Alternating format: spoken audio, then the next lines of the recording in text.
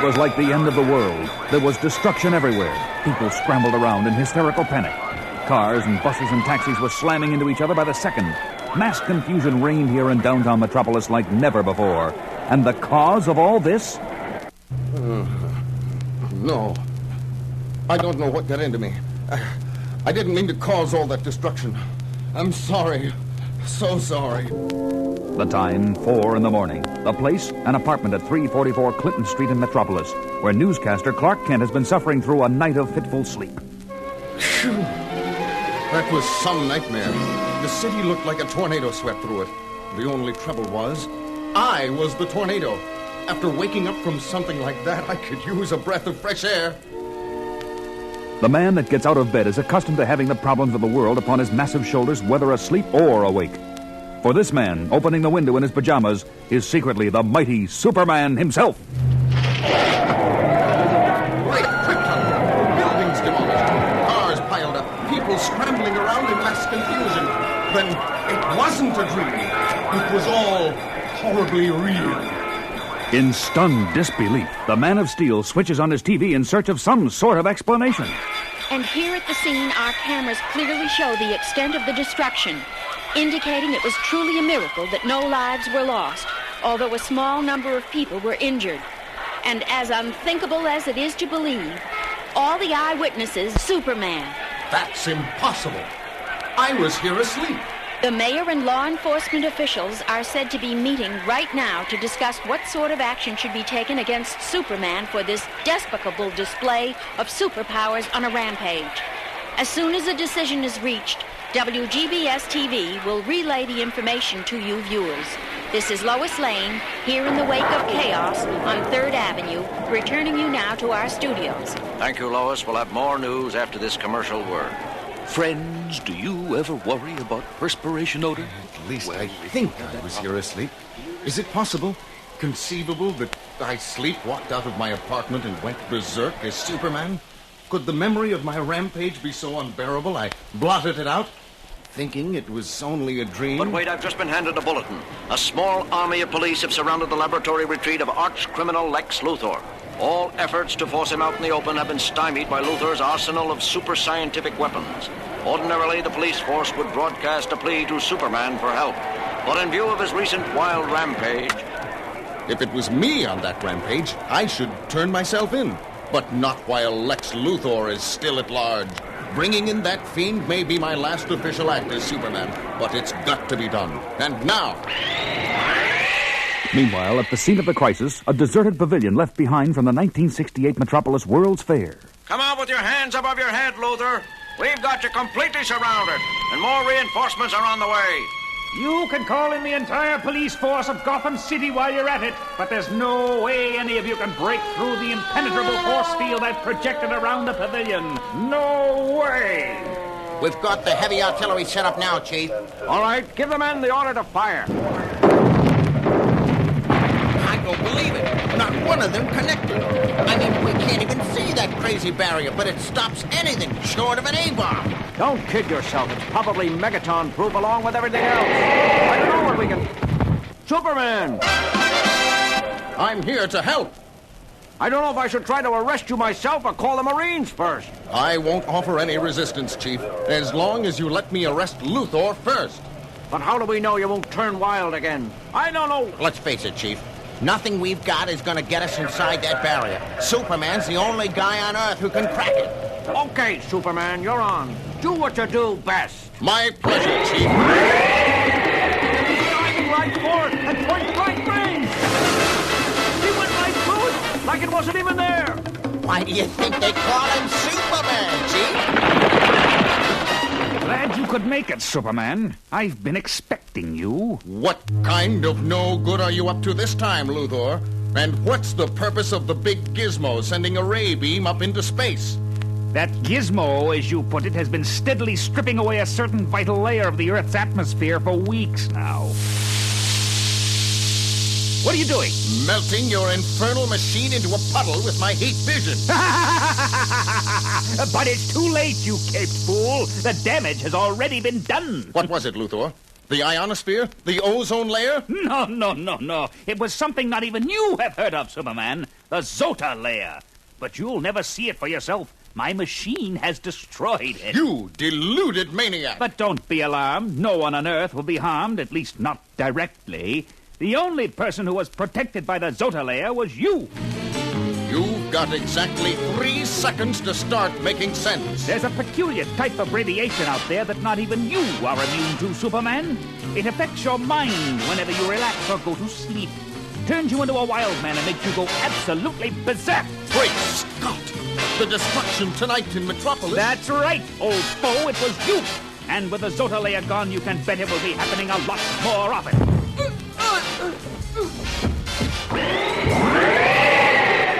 Look, Chief! Superman did it! He bagged Luthor! Luthor's not moving, is he? Just unconscious. I knocked him out cold. He's all yours. Thank you, Superman. No one else could have done it. I don't know what to say. Say you'll put me under armed guard, Chief, and that you'll notify the President and the Pentagon at once. I'm afraid I've become a national menace. It doesn't take long for the nightmarish news to sweep the world like a shockwave. The mighty Man of Steel, once a super champion, admired by billions, has proclaimed himself a wild man, afraid of going on an uncontrollable rampage at any moment. This is Lois Lane for WGBS. Ordinarily, Clark Kent would be delivering this newscast, but being such a close friend of Superman's, he has been too upset to report in for work. And that is easy to understand considering today's top story.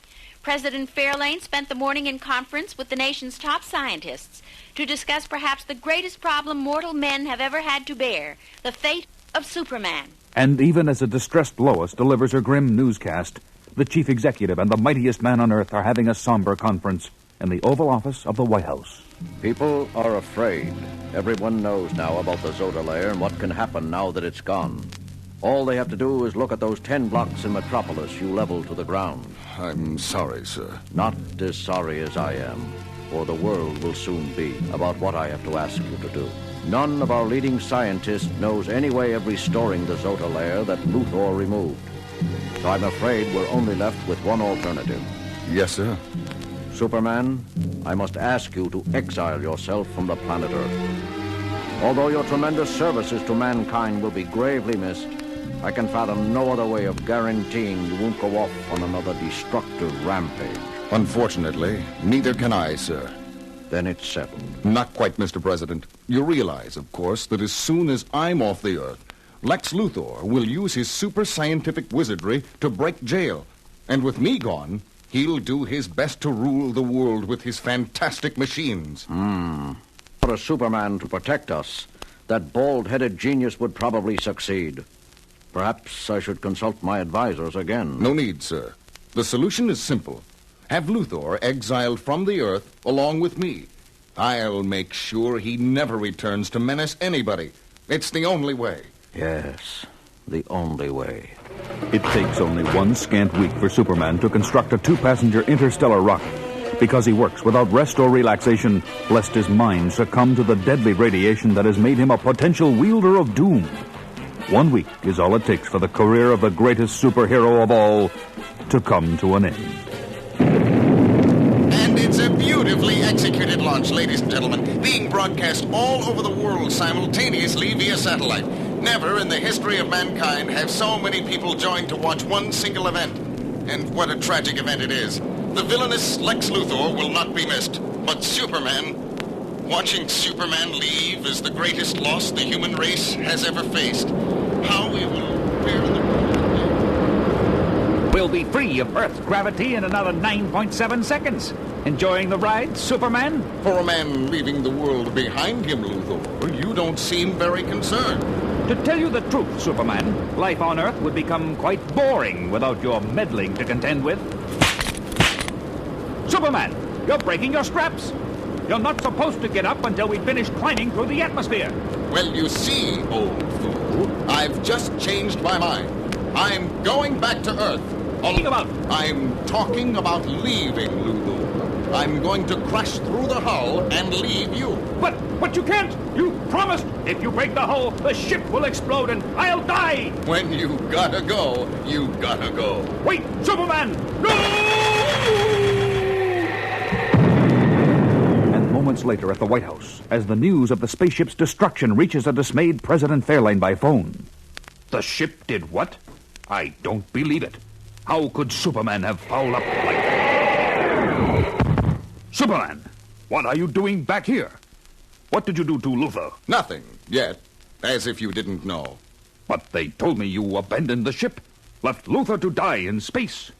I left an android in space. An artificial duplicate of Luthor. Exact in every detail, except one detail, its builder neglected. When we were taking off, the fake Luthor was completely unaffected by the force of the G's on takeoff as we broke free of the Earth's atmosphere. The real Luthor would have shown the stress on his face.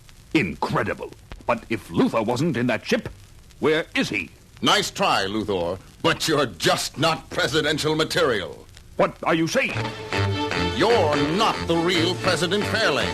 You're Lex Luthor, wearing a latex mask and a voice adapter. Very clever, Superman. I really thought I had you this time, but I've still got the upper hand.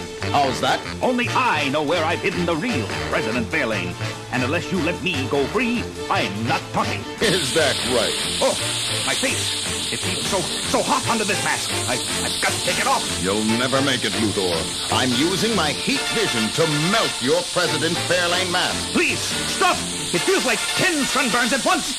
The mask is so hot and gooey. Sure, I'll stop. Just tell me where the real president is. All right, you win. I'll take you to Fairlane. Just turn off the heat. Oh! The next day, after President Fairlane is safely back in his office and Lex Luthor is safely behind bars, let's join Clark and Lois.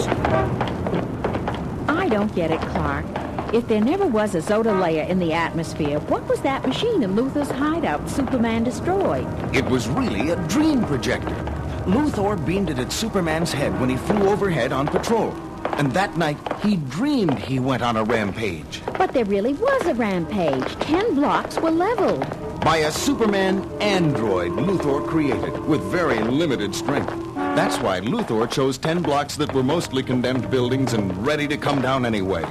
Clark, why is it you're so incredibly well-informed when it comes to Superman? Just doing my best to stay on top of the news, Lois. Don't worry. One of these days, a scoop will come your way. Wait and see. Just for that, Clark Kent, lunch is on you.